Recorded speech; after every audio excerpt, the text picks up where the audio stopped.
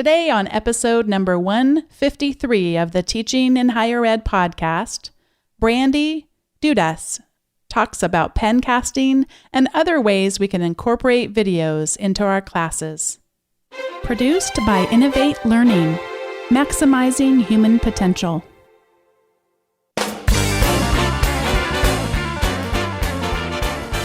Welcome to this episode of Teaching in Higher Ed. I'm Bonnie Stahoviak, and this is the space where we explore the art and science of being more effective at facilitating learning. We also share ways to improve our personal productivity so we can have more peace in our lives and be even more present for our students. Brandy Dudas is a passionate educator who specializes in using technology to better reach her students. She believes that the role of the teacher is not limited to the classroom walls, and universities must prepare their students to succeed in their chosen field. Brandy teaches accounting at Douglas College in British Columbia, Canada. She hosts a YouTube channel for accounting students and blogs about higher education trends and technology at makinguniversitysmarter.com. Brandy, welcome to Teaching in Higher Ed. Hi, Bonnie. Thanks for having me. It's excited to be connected with you and get to hear your voice where it's a two-way voice, but I've actually heard a lot of your voice by going and looking at all of the videos that you have on your YouTube channel. Congratulations on what a great resource that is. Well, thank you, Bonnie. Hopefully you got to learn something or remember something you've learned previously. Oh, I loved it. I love how concise they are and clear, and I can see that they're a great resource for your students. Before we dive into some of the more technical aspects of the way that you create your videos and specifically Pencast, I'd love it if you'd just share a little bit. How did you first get into teaching in the first place? Well, when I started university, I started on day one looking at my college professors and thinking that they basically had the best job in the world. At that point in time, I just knew that I would love to teach one day in a university setting, teaching to adults. And so I geared my career towards that goal. So from there, I went into the topic that I had the best grades in, which was accounting at the time. And I did my bachelor's degree in accounting. I did my master's degree in accounting, and I did my chartered accountant's designation in order to be able to teach in accounting. Now, in your circles, is that something that was common to know at such a young age, or are you a unique person in this way? I think I'm definitely unique in this way. Most people go through thinking that an accounting job is a very stable career path, and accountants tend to make money. It's a very good career path to go into. And then sometimes later, after you've done your articling and everything, you'll decide, hey, I might want to try out this teaching thing, and then go get your master's degree so you can do that. I think I flipped the cycle somewhat. You sure did. I've met accounting students. I teach in business, so I've met a lot of accounting students, and many of them have a gift for teaching. But as you say, it tends to be something that they think about, gosh, I would do this public accounting gig for a while. It's very lucrative. And as you said, it's a great way to get started in the business world. And then, maybe at the end of my career, or, maybe if some of them will talk about wanting to have kids someday, and that might be a good way to not have it be as crazy hours as sometimes the big firms are, the public accounting firms are. But yeah, it sounds very like a very unique thing. Talk a little bit about some of the things that you learned early on when you first started teaching. The college that I teach at, in the region that I teach in Vancouver, Canada, we have a very high population of English as a second or third or fourth language. So a lot of my students don't speak English as their first language. They also don't keep traditional hours that we keep. Some of my students are working through the night, and it's hard for them to come to class during the day because they are keeping online at night to speak to their friends and family in Asia or in the Middle East or wherever they're from. And so we just have such a diverse background of students here that not all of them speak English and not all of them keep the same hours. So I learned to try and be as flexible as I could as an instructor for those students. When did you decide to start putting videos online for your students? My students actually asked me to start putting videos online, which is kind of funny, which is how I started doing this. My students were asking about resources that they could use outside of the classroom because sometimes when I get excited or if I've had too much coffee some days, I speak very, very quickly. And so they were asking for videos just to back up the knowledge that they were getting in the classroom. And so I started sending them videos from other instructors, and they were really good videos. But my students described to me that we want to hear your voice. We want it to be you. We trust you. We know you know what you're talking about. I don't know what it is, but they just wanted that connection to their instructor. So they wanted to hear my voice on the video explaining it to them. That's such an interesting tension when there are just tremendous resources out on the web. And yet, so many times when we create these videos, it just lets our students really get to know us a little bit. And I've talked about this before, just even something as simple as not trying to over edit yourself. I mentioned one time making a pencast and sneezing in the middle of it and deciding to leave it in. And, candidly, when I left it in, it wasn't some calculated move. It was I could call it laziness or I could call it efficiency. I don't know, but it just worked and the students totally loved it. So when I look at your videos, I don't say this disparagingly, but they very much look like authentic videos. Like we're just sitting down and you're just going to explain this to me over a pen and paper. That's definitely exactly what they are. I try not to over edit them. I do edit them somewhat to make sure that, I have a toddler. So if he's having a little temper tantrum in the background, I edit that kind of stuff out, but I try to keep it kind of focused on the conversation that we would be having face to face. How long have you been making these videos? I think I started making them 2.5 years ago for my students. And then is it more recently then that you started to use YouTube as the place that you put them?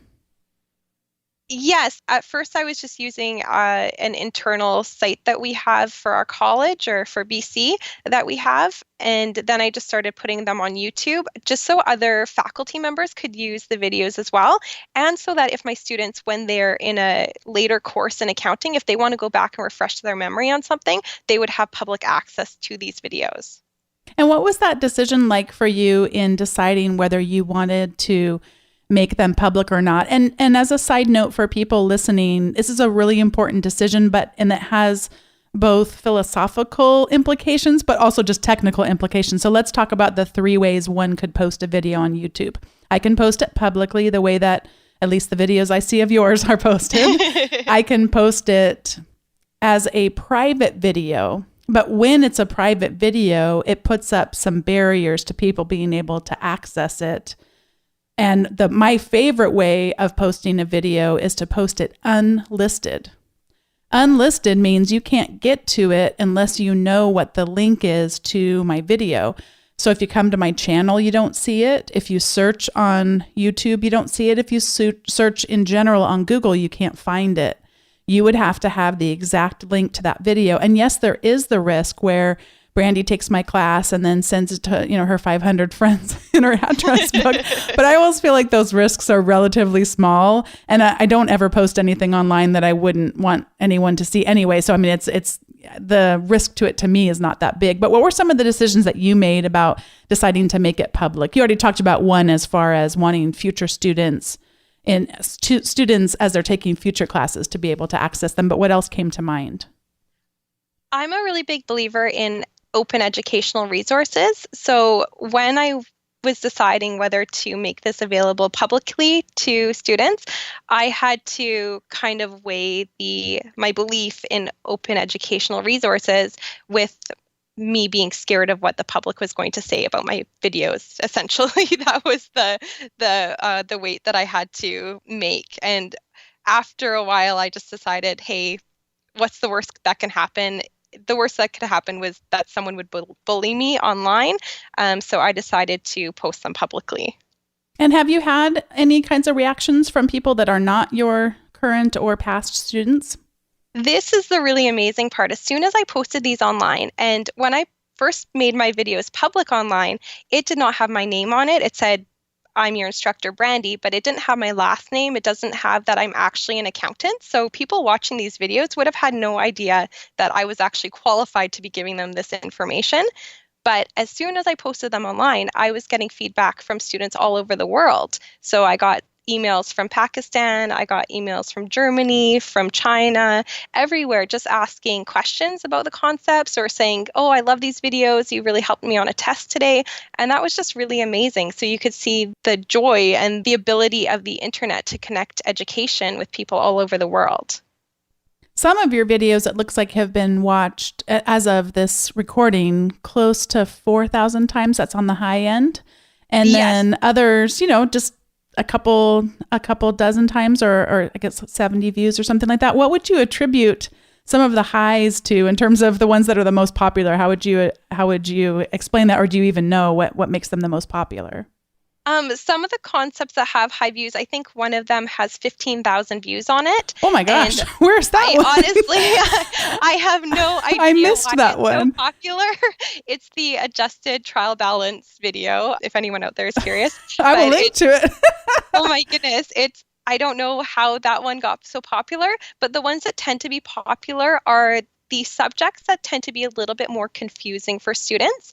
There's a concept in accounting where we have to calculate something, but for whatever reason, there are 4 different ways of doing a calculation, which is kind of ridiculous, but it's very confusing for students to go through 4 different methods of calculating something. Mm-hmm. So those ones tend to have higher views on them. Yeah, I totally missed that one, but I just sorted your videos then to the most popular, and sure enough, there it is.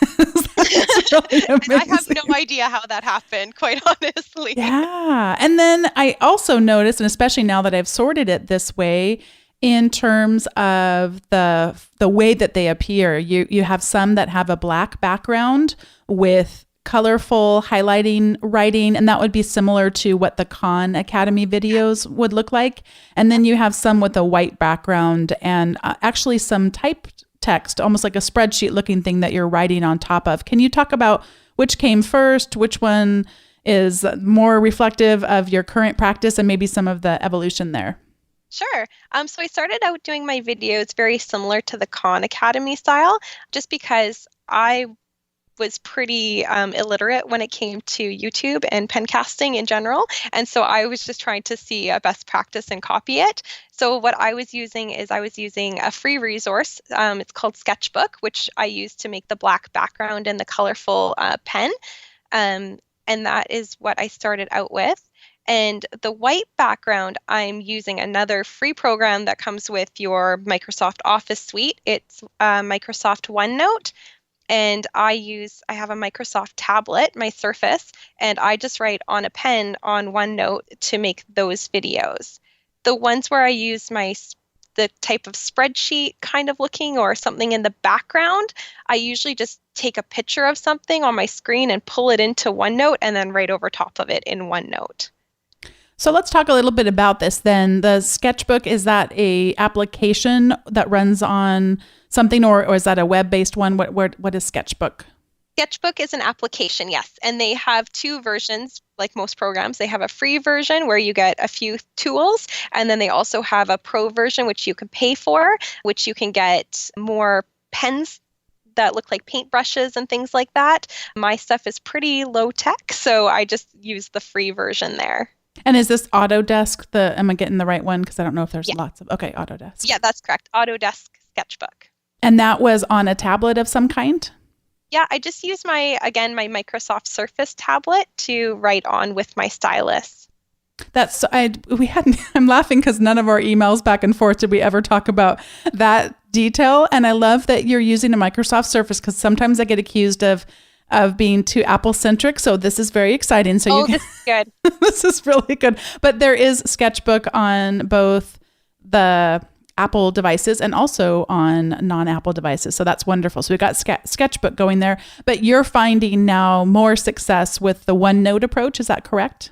I am. And that's because my Microsoft Surface tablet, the stylus that comes with they've set it up, because it's a Microsoft product, to work really well in OneNote. And so I find I get less, like, let's say my hand is on the screen, I don't get any little weird marks from my hand being on the screen in OneNote, where in Sketchbook, I was getting a little bit of just lower quality writing in Sketchbook on my Surface tablet.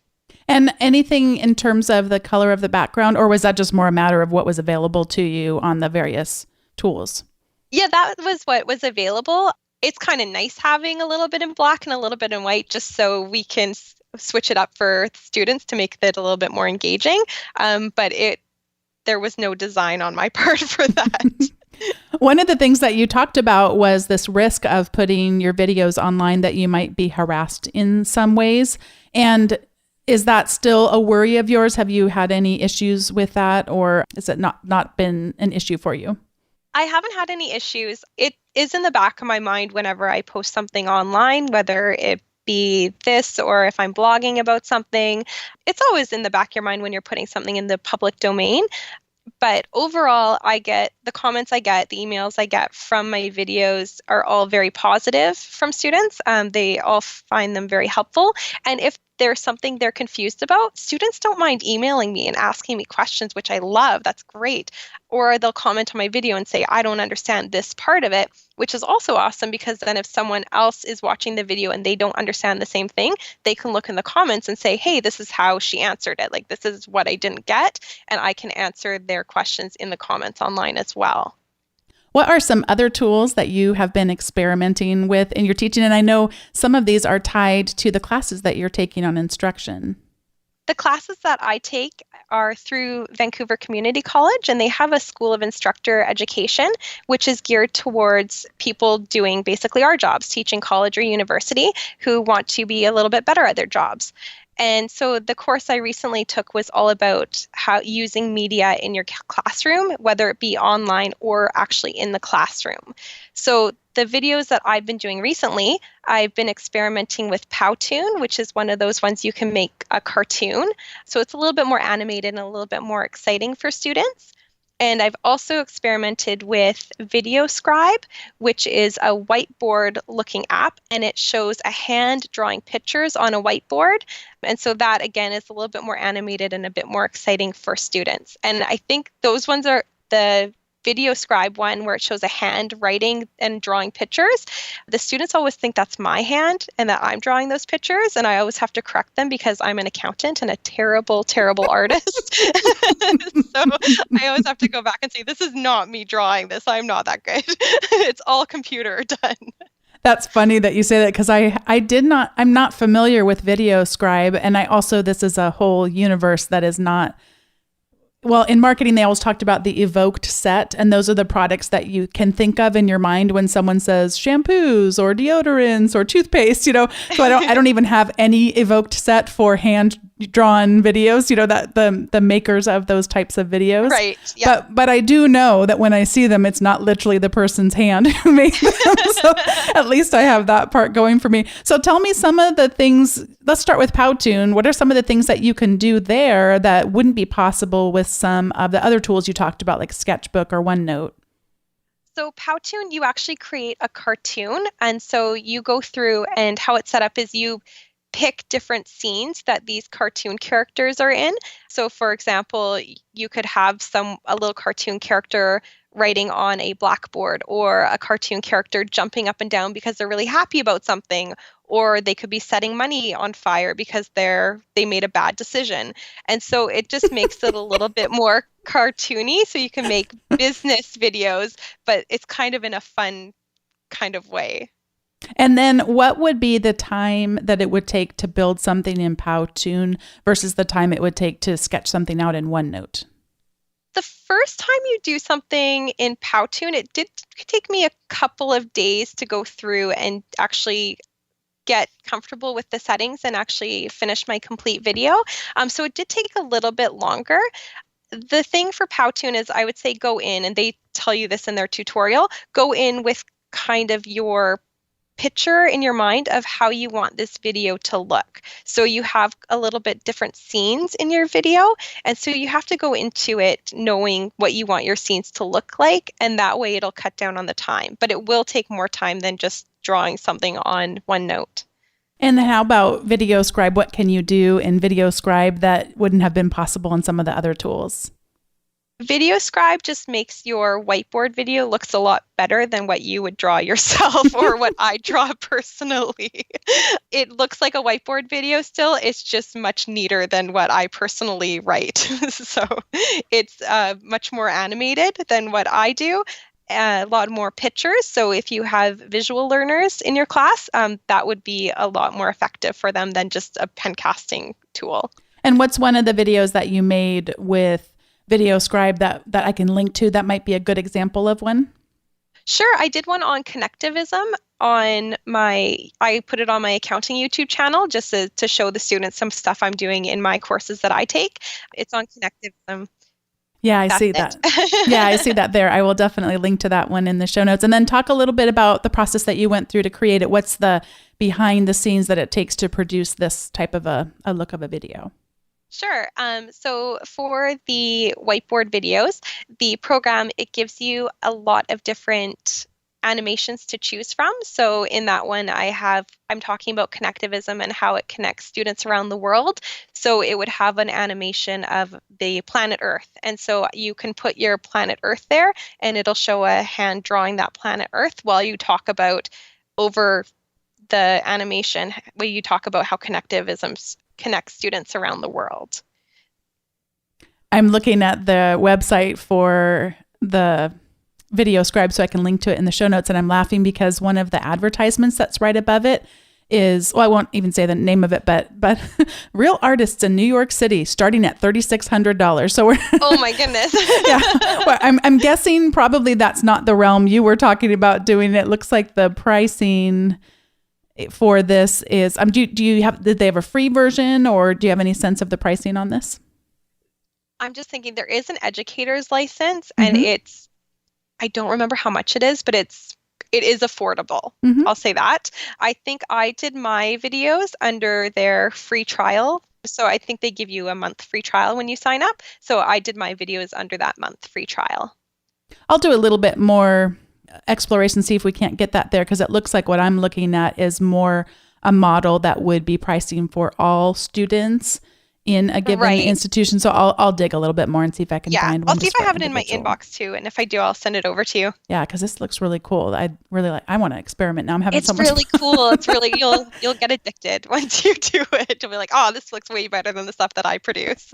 Yeah. And I do think that, this experimentation is so helpful and for all of us to be thinking about different ways we can get our ideas across, and then even getting our students to experiment a little bit in doing that. As you were talking, I was thinking, oh gosh, I can use that for the class I'm doing in the fall. But I think it is a good caution though, not to be aspiring to perfection, that sometimes it's the imperfections that make us more human and have those kinds of connections with our students. So I like that yours are mixed. And some of them have, lower production value and some of them have higher production value. And it seems like you're experimenting and trying different ways to get your ideas across and help your students learn. Yeah, and that's great too, because when I teach my fourth year students, we have a lot of group projects and presentations that they do online. And so I always link them back to my YouTube channel and say, like, go look at my videos. They are not perfect. Some of them look nice. Some of them are in Video Scribe. Some of them are in Powtoon, but most of them are just me, pen and paper. And that kind of gives them the confidence to put their stuff online as well and to give them ideas for different products that they can use to create their videos. Is there anything else you want to share about pen casting before we go on to the recommendation segment? I just say that if you're interested in doing videos for your class, just give it a try. The first one takes a long time because you'll be so nervous to do it and have to stop yourself so many times when you make mistakes. But just give it a try and you'll be surprised at the positive feedback you'll get from your students as a result of it. Because I teach a lot of international students, my students really like having YouTube videos so that they can go back and rewatch the videos many, many times because English is not their first language. So that really helps them. I was talking about this with someone the other day and didn't go look it up. Do you know if there's a way to slow down YouTube videos? I don't actually. Cool. I know my students just go back and replay it and replay it and replay it. And that is why I always make my videos. I try to stick to them under 5 minutes, every single one. I noticed that they are nice and short. I'm looking They're right very here. short. The student who I was talking to with about this was correct. So if you go down on any YouTube video to the same place where you would press play, pause, but the other side of the controls, there's a little gear shift icon for settings, and there is speed, and you can slow it down. Oh, that's or you could amazing. speed it up. Yeah. That's great. Yeah, that's great. So that would be something that would help. That would be something that would be good probably for us to point out to our students, because I do know videos and Pencast and all these things, they really do like that ability to replay, start, stop, and especially when we have English as a second language learners, that really is helpful. Definitely. And sometimes my students will actually bring out their phones or tablets in class when they can't remember something and start playing my videos. And I just hate hearing my own voice coming out of their tablets in the class. So I always ask them to put their headphones in if they're doing that, because they want to remember a concept. Yeah. You're just giving them a lot more. They're in the driver's seat and they can access the resources when they need them. That's a good sign. But then, as you say, it could be certainly distracting for some. So, yeah, it's a good sign. And then you got to manage it when it happens, for sure. Yeah. Well, one of the things I wanted to recommend, and we're going to go on to the recommendation segment now, is broadly speaking, for us to back away from the PowerPoint, because what we've been talking about are making pencasts, and there's no PowerPoint involved in any of these things we've been talking about. And even when you do use a PowerPoint, I'm going to recommend checking out something called Sliduments, and it's a combination of slides and documents. And I'm not entirely sure who first coined that term, but where I was first introduced it to is through Nancy Duarte's work. And Nancy Duarte is a famous visual designer. She is famous for having designed Al Gore's slides in An Inconvenient Truth. And her work has just continued to go, leaps and bounds even beyond that from back in the day.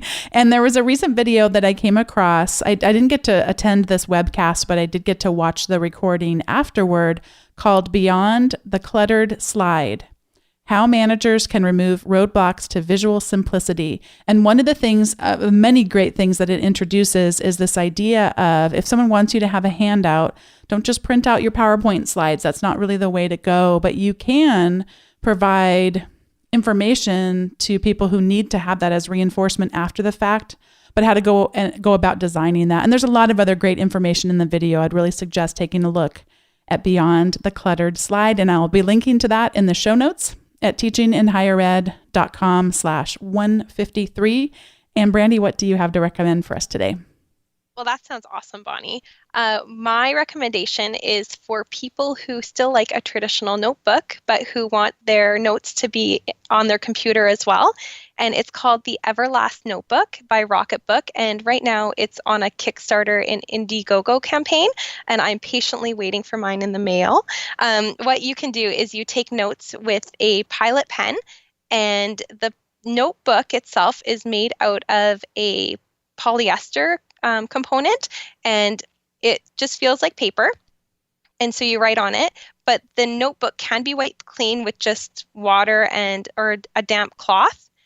And then once you're done taking your notes on your page, what you can do is there are little symbols at the bottom of your note page, and you mark off which symbol your notes pertain to. So for example, I could have a note symbol pertaining to my yoga practice, or I could have a symbol associated with my intro accounting course. And I would mark off which notes those pertain to. I take a picture with my phone, and it automatically uploads my notes to the cloud, so my Google Drive, and to my associated folder. So my yoga notes would go to my yoga folder. My intro accounting notes would go to my intro accounting folder within the cloud system. So you can take your notes from the pen and paper to digital right away, and then wipe your notebook clean and use it again. This looks amazing. I know. I want 10, but you're only supposed to get one because it lasts forever. Oh, that's the goal. I see. That's the goal. You only need one notebook. So your office is not jam-packed with notebooks. You just need one. I'm seeing some of the services here because of course, I had to go on the website and start checking this out. Dropbox, Google Drive, Evernote, email, Box, Slack, What did I miss? Yeah. I think there's 8 different cloud-based services that it works to, and you just, within the app, you code which symbol goes to which cloud-based service and which folder within that cloud-based service. So it's pretty amazing. And do you know yet when yours gets here, or is it one of those things where you have to wait until it gets funded or something? I think it's supposed to get here mine's supposed to arrive in June. It is funded. They've raised so much money for this thing. People are just going crazy over it. So it will be funded, but I'm just patiently waiting for mine to arrive. Oh, I see. I just now clicked on it in Indiegogo and I'm like, how do I get mine? Oh, probably I should finish the podcast recording before I go order right now. It says right here, $34. That's USD and plus shipping. And then, and then one Rocketbook Everlast notebook plus one Frixion pen by Pilot. Ooh, this sounds so good. I'm getting distracted. I got to focus on closing out our episode. I was just amazed as well when I saw it. Well, Brandy, it has been so fun talking to you. I knew it would be a great conversation ever since watching your first video. And I'm just so excited for you and just the passion that you have for teaching and how you give back to your students, but also give back to people like me who are also your students in a different kind of way. So thank you so much for your generosity and sharing with us today. Thanks, Bonnie, and thanks so much for having me and for hosting this podcast, which inspires a whole community of teachers. Thank you so much to Brandy for joining me on today's episode and to all of you for listening. I am so excited about going to check out the Everlast notebook. That's pretty much going to be the rest of my day based on how excited I am about it. So Dave, get ready for some credit card charges to come through. Maybe I'll get one for you too for your birthday. Surprise.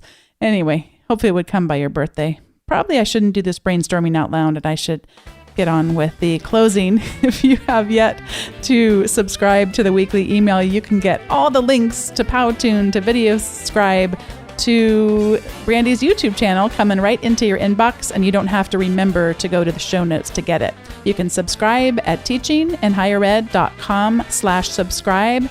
And when you do that, you'll receive a free ebook. And that ebook is a guide that has 19 tools that help you use technology in your teaching and also in your personal productivity. Hope you'll check that out at teachinginhighered.com/subscribe.